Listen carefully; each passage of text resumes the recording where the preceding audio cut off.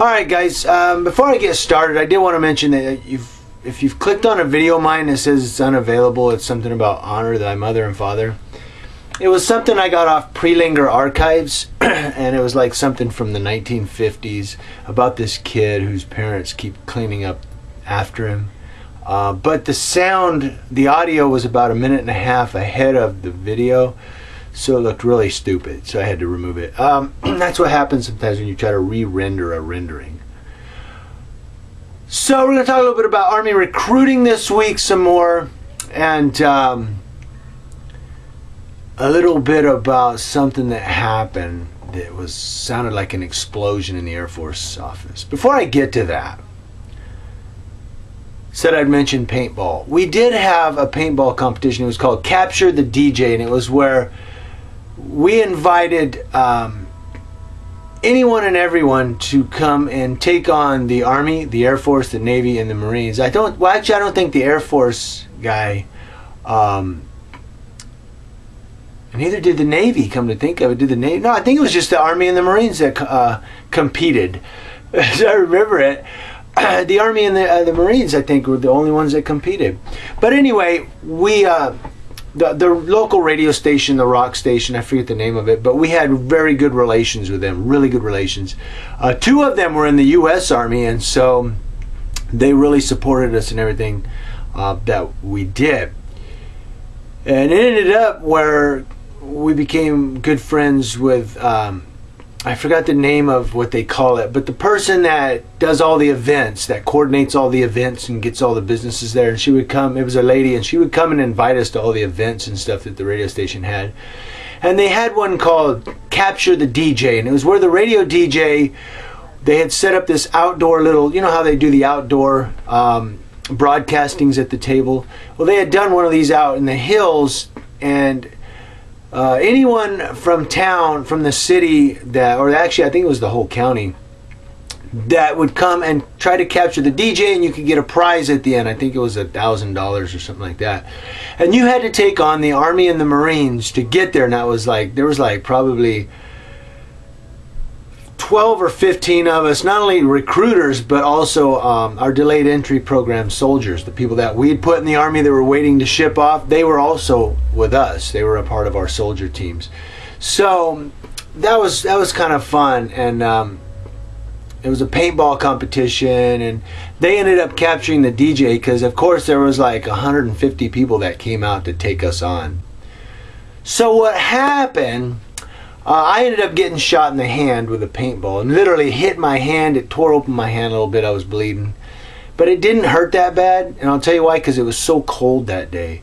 My hands were numb. I mean, it was so cold. It was like, once I got in the car to start driving home that afternoon, my hands started warming up. Yeah, it started throbbing. Why is my camera doing this? Look at my camera. It's on motion sensor or something. But so I get killed, right, so to speak, shot in the hand, and they go, "You're out, you're dead." So I go down to this little area where they had some snacks and stuff set up for the guys that get killed, and this Marine guy's down there, Sergeant Orr. Now this guy was a Marine reservist. He wasn't even active duty. He was a Marine reservist and a recruiter, and he was a real dick. And so he's down there, and hey, here comes another Army guy. Hey, it looks like the Army's getting killed. I go, yeah, but you're already here. Means I lasted longer than you. I'm a warrior. I'm a warrior. Boy, I took out 20 or 30 people before they got me. I go, yeah, but they got you. You see, let me say something real quick. Yeah, you're a warrior. You kill all these people, but you're dead. What purpose you serve now? So I was like, dude, shut up. You're making an ass out of yourself. He was a real idiot. I was putting this guy in the Army who he wanted to put in the Marines, but the guy had already told me I'm joining the Army and stuff. So he comes over and tells us, oh, that guy you're putting in the Army, Randy, yeah, forget about him because he's going to join the Marines on Monday. Yeah. So I called him at home. I go, hey, Randy, hey, man, you ready to go up? We're going to send you up probably Wednesday or Thursday, okay? Ready to go up and join the Army? Okay. And he did. He joined the Army, and he did very well. I put another guy in that became a helicopter pilot.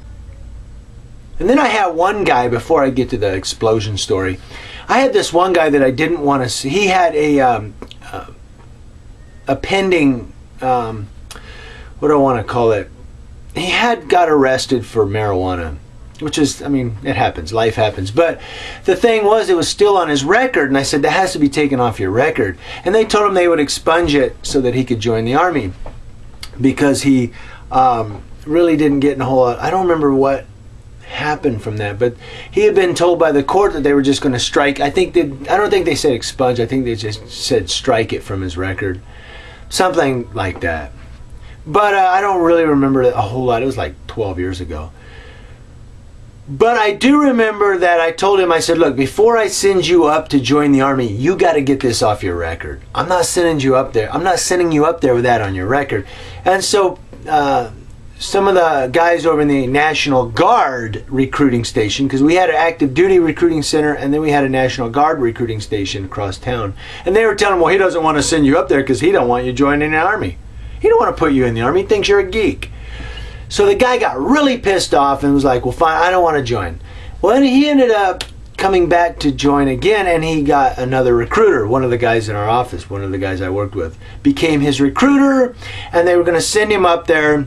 I said, dude, they're screwing you over. I'm going to join the Army. And he goes up there to join, and they tell him, you can't join the Army today. He goes, well, no. They go, because you have an open, I don't remember, there wasn't a felony, but I think they called it a Class A misdemeanor or a drug charge or something. They said, you got to open an open charge in this court over here in this town that you got to take care of that. You can't go in the Army with that. You got to take care of that. Either go get that taken care of, you know, or something, or don't come back, because you can't join the Army with that charge on your record. So the guy came home, he was all pissed off, and I ended up running into the guy, and I go, I know you think I'm a dick. He goes, no. He goes, I know you were looking out for me. I was like, yeah, I was looking out for you. That's some of the guys I worked with. That's how they were. I mean, I had a guy that had 2 felonies. Can't put him in the Army. Next thing I know, 6 or 7 months later, one of the guys in my office is putting him in the Army. I'm like, how'd you get him in with a felony? He goes, shut the fuck up. I go, what? And we had this little file where you would fill out their charges and stuff. We had little cards that we put all their information on, all their criminal history. So I just kind of moseyed over to the file, looked at this guy's file, and it was clean. I go, oh, that's how they put him in without putting the felonies down. So, and that's another reason I wasn't a successful recruiter, because I wasn't a car salesman. I wasn't dishonest. I didn't lie and cheat and hide stuff to get people in. Fuck that. You know what I mean? And excuse my French, but I did not want to, because I knew I was going to go back to the regular Army. I wasn't going to stay a recruiter. Hell no. And I wasn't going to go back to the regular Army with felons. And when I say felons, I'm talking not just people that have messed up in life and committed felonies, but dirt bags. These guys I was working with, they were putting dirt bags in the Army. I mean real dirt bags, real scum. And I was like, why are you, Sarge, our job is to put people in the Army. I go, yeah, people that are respectable, not freaking dirt bags. So it was, so we're sitting in our office one day, and well, actually it was in the evening time, and we're sitting there and we're calling people like we do every evening. Hello, what's up? And all of a sudden we hear boom, and glass shattering everywhere. It's like, what the fuck? And the building shakes. It was like, whoa, what the hell was that? Whoa, man. We go running outside, man. And there was a car halfway out from like the back door to the trunk, sticking out of the Air Force's office. We're like, whoa, dude. A car drove through the Air Force. Oh, I forgot also. Now, the recruiter's name was Sergeant John, what was his name? He was a real cool guy. He was probably the coolest recruiter of all of us. I really liked him. He was a really nice guy. And he had this assistant that worked with him. It was a female. Well, there was a female recruiter. There was 2 recruiters in the Air Force. Him and this female. When we heard that loud boom and glass shattering, we hear, oh, oh, oh! And she's screaming, and that's why we're thinking, oh my God, it's a bomb. It's got to be a bomb. And we go running out there, and the car's sticking out of the office. Next thing we think is, she got ran over. So we go look in there. She's behind her desk looking. The car's not even touched the desk. But she's just screaming. And this kid, probably 17, 16, is standing outside the car going, "Oh, my mom's going to kill me, man." What the fuck? And dude, the news showed up and he was talking to the news. And we're thinking, he shouldn't be talking to the news. And he was doing an interview about how he just crashed his car. I'm like, you idiot.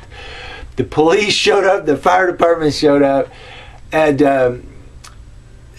in the end what happened was he said that he pulled up. You know how you pull up sometimes to a parking spot and they got the little white brick that you pull up to. He said he could still see that little white brick, so he kind of gunned it a little bit to get up close to it. And when he gunned it, he went to hit the brake, and he hit because there was a sidewalk with a little curb that went up to the recruiting offices. He said he felt his tires hit the sidewalk, and he went to hit his brakes and hit the boom gas, and went right through that window. And it was like, wow. Sergeant Mize was a guy we worked with in the Army recruiting office.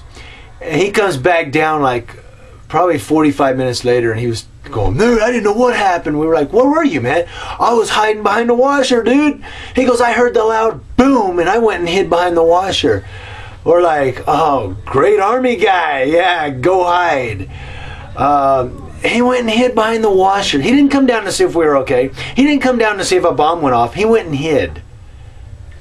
So when people would come, so they had to repair that whole front area.